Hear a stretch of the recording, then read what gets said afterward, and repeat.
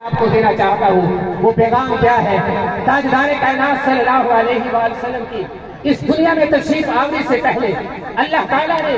عرب کی حالت کو بیان کیا اور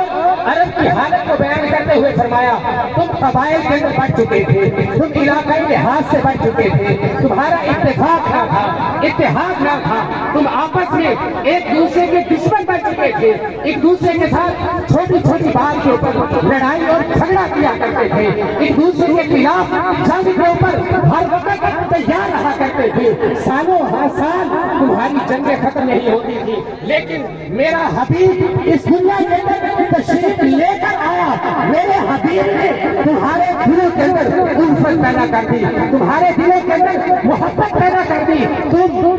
جہنم کی آگ کے گھڑے کے اوپر کھڑے تھے، بس گرنے ہی والے تھے، تمہارے انتشار نے، تمہارے افتراق نے تمہیں جہنم کے قریب کر دیا تھا، لیکن میرے حبیب نے آ کر تمہیں متحد کیا اور متحد کرنے کے بعد میرے حبیب نے تمہیں جنت کا پروانہ پکڑا دیا۔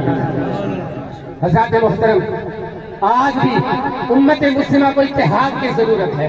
آج مسلمانوں کو آپس میں متحد ہونے کی ضرورت ہے۔ جب تک مسلمان متحد رہے، تاجدار کائنات صلی اللہ علیہ وآلہ وسلم نے عربوں کو جمع کیا، صرف عرب رہی، پھر ایران فتح ہوا، ایران کو بھی اسلام کے جھنڈے کے نیچے متحد کیا گیا، عراق کو فتح کیا گیا اور عراق فتح ہونے کے بعد بھی اسلام کے دامن میں آ گیا، اسلام پھیلتا گیا، مصر تک اسلام پھیلا، پھر اسلام کی ہر طرف حکومت تھی، مسلمان متحد رہے، لیکن اس اتحاد کو سب سے پہلا جھٹکا جو لگا وہ حضرت عثمان غنی رضی اللہ عنہ کے خلاف لگا۔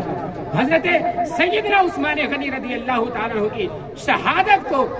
حضرات محترم، یہ شہادت وہ شہادت تھی جس کا اسلام کو سب سے پہلا دھچکا لگایا گیا اور اس کے بعد مسلمانوں کو منتشر کر دیا گیا، مسلمان منتشر ہوتے رہے اور وقت کے ساتھ ساتھ مسلمانوں کا اتحاد پیدا ہوتا رہا۔ پھر اللہ تعالیٰ نے اپنے بندے بھیجے، ہر دور کے اندر اللہ کے بندے آتے رہے، مسلمانوں کو متحد کرتے رہے، مسلمان اس دنیا کے اندر چھاتے چلے گئے، لیکن وقت کے ساتھ ساتھ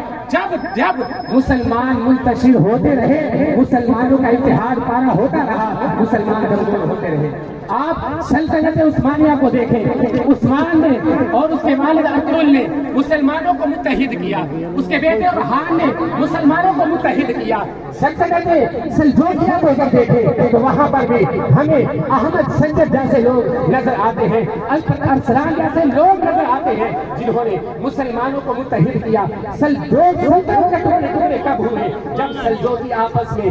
متحد نہ رہے۔ سلطنت عثمانیہ کے ٹکڑے کب ہوئے؟ جب عثمانی آپس میں متحد نہ رہے، ان کے اندر فراق پیدا ہوا، دنیا کی محبت پیدا ہوئی، جاہو جلال کی محبت پیدا ہوئی، مال کی محبت پیدا ہوئی۔ عظمت محنت کے ساتھ ان لوگوں نے حاصل نہیں کی، بلکہ ایک دوسرے کی ٹانگیں کھینچ کر جن لوگوں نے عظمت حاصل کرنے کی کوشش کی تو حضرات محترم ایک فراق اور انتشار کے اندر پڑھ کر سلطنت عثمانیہ بھی ختم ہوتی جائے گئی۔ اور اس کے بعد پھر اگر آپ یہاں مغل سلطنت کو دیکھیں تو یہاں پر بھی مغل کمزور ہوتے گئے، جب جب مسلمان آپس میں ایک دوسرے کے ساتھ بٹے یہ کمزور ہوتے رہے۔ اور حضرات محترم آج بھی ہم اگر دیکھ رہے ہیں، عرب ایک طرف ہے، ایران ایک طرف ہے، افغانی ایک طرف ہے، مسلمان پاکستان کے ہوتے ہی الگ ہیں، اگر بنگلہ دیش کے مسلمان ہو تو ان کا قبلہ و کعبہ الگ ہے، اگرچہ ہم ایک قبلہ کی طرف رخ کر کے نماز پڑھتے ہیں لیکن ہماری سوچ ایک نہ رہی۔ جب تک سوچ ایک نہیں ہوگی ہم متحد نہیں ہو سکتے، جب تک سوچ ایک نہیں ہوگی تب تک ہم متحد نہیں ہوں گے۔ اور ہمیں متحد کرنے والی چیز کیا ہے؟ وہ یہ ہے کہ متفقہ چیزوں کو لے لیا جائے اور جن میں اختلاف ہے ان کو چھوڑ دیا جائے، متفقہ چیزوں کے اوپر ہم جمع ہو جائیں۔ تو یہ آج کا پیغام ہے اور میں آج آپ کو یہی پیغام دینا چاہتا ہوں کہ برائے مہربانی